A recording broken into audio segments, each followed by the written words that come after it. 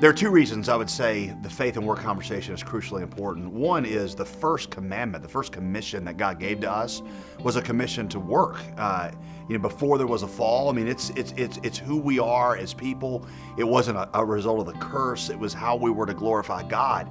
And when we talk about ministry, when we talk about serving God as if it was just what you do in church or what you do in your quiet time with God, people are missing that way that they were to bring pleasure to God at their workplace, and it robs them of fulfillment, and it robs them of a joy that they're supposed to have in God.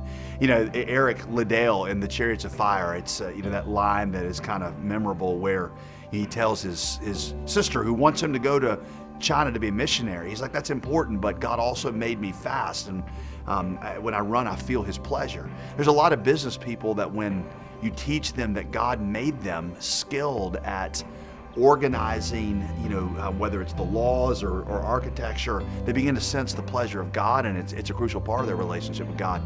The other reason I think it's crucial is because the workplace right now is just, I would say it is the cutting edge of where effective evangelism and effective missions, overseas missions, are both going to be done. This is where people spend the majority of their time. It's where unbelievers most likely engage with believers.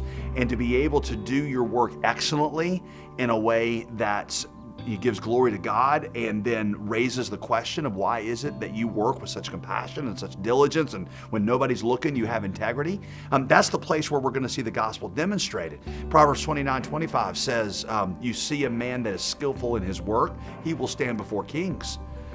Well, if you're skillful in your work and you do it well for the glory of God, then you're going to be able to stand before the kings of the earth and testify to the glory of Jesus, which is the missions angle. The places around the world that are most closed to Christian missionaries are wide open to business.